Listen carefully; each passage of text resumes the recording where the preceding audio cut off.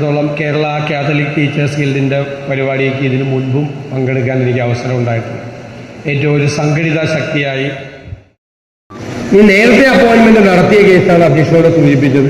അതിൻ്റെ അപ്രൂവൽ കൊടുക്കുന്നില്ല.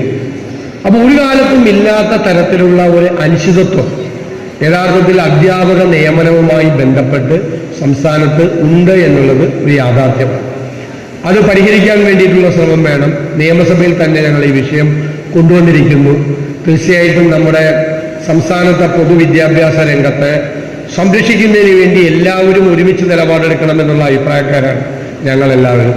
നമ്മൾ പ്രതിപക്ഷത്താണ് പ്രവർത്തിക്കുന്നതെങ്കിലും പൊതുവിദ്യാഭ്യാസ രംഗത്ത് ദോഷകരമായി ഉള്ള ഒന്നും ചെയ്യരുത് എന്നുള്ള നിർബന്ധ ബുദ്ധിക്കാരാണ് നമ്മൾ. പൊതുവിദ്യാഭ്യാസ രംഗം മെച്ചപ്പെടുകയും അതനുസരിച്ചുള്ള നമ്മുടെ കുട്ടികളുടെ നിലവാരം നമുക്ക് വർദ്ധിക്കുകയും വേണം. വിദ്യാഭ്യാസ രംഗം നേരിടുന്ന ഒരുപാട് അതിശക്തമായ അധ്യാപകർ ഉൾപ്പെടെ നേരിടുന്ന ഒരുപാട് പ്രശ്നങ്ങൾ അത് പരിഹരിക്കാൻ ഹ്രസ്വകാല അടിസ്ഥാനത്തിലും ദീർഘകാല അടിസ്ഥാനത്തിലും അത് പരിഹരിക്കാൻ വേണ്ടിയിട്ടുള്ള നടപടികൾ ഉണ്ടാകണം. ഞാൻ അധ്യാപക സംഘടനകളുടെ പരിപാടികൾക്ക് സ്ഥിരമായി സെക്രട്ടേറിയറ്റിൽ പോയി ആ പരിപാടിയിൽ പങ്കെടുക്കുന്ന ഒരാൾ കൂടിയാണ്.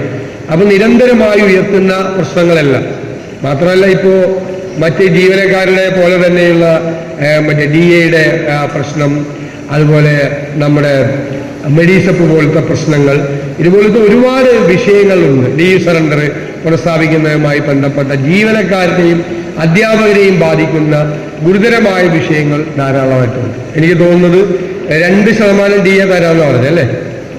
തന്നിട്ടില്ല. ബാക്കി 19 കിട്ടാനുണ്ട് അല്ലേ? 21 DA കുടിശ്ശിക. 2 തരാമെന്ന് പറഞ്ഞല്ലോ, കിട്ടിയിട്ടില്ല. അപ്പോൾ 19 2ഉം 21% DA നമ്മുടെ സംസ്ഥാനത്ത് ഒരു കാലത്തും വരാത്തതാണ് ആ DA കുടിശ്ശിക.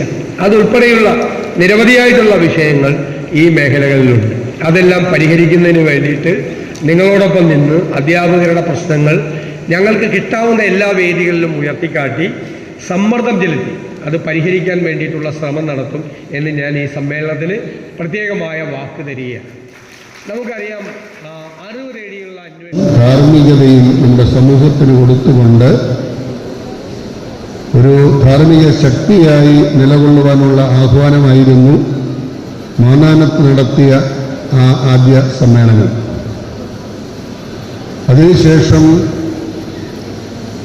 1998 കൊച്ചി രൂപതയുടെ അധ്യക്ഷനായിരുന്ന അഭിമന്യ ജോസഫ് കുരിയത്തറ പിതാവ് നേതൃത്വം കൊടുത്തുകൊണ്ട് ഈ പ്രസ്ഥാനത്തെ വളർത്തി. തുടർന്ന് ചങ്ങനാശ്ശേരി SB കോളേജിലും അതിനുശേഷമുള്ള കാലഘട്ടങ്ങളിലുമൊക്കെ അതിൻ്റെ പ്രവർത്തനങ്ങൾ നടന്നു.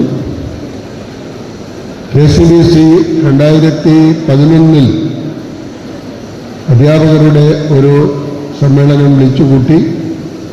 2014 മുതലാണ് നമ്മൾ യഥാർത്ഥത്തിൽ ഒരു ശക്തിയായി ഇന്ന് സമൂഹത്തിൽ കേരള കാത്തലിക് ടീച്ചേഴ്സ് ഗിൽഡ് വളർന്നുകൊണ്ടിരിക്കുന്നത്.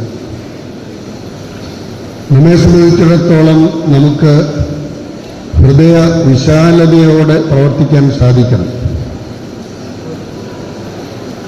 നമ്മുടെ ഹൃദയം ലാർജ് ഹൃദയമായിരിക്കണം, വിശാലമായ ഹൃദയമായിരിക്കണം, എല്ലാവരെയും ഉൾക്കൊള്ളുവാൻ കഴിയുന്ന ഒരു ഹൃദയം.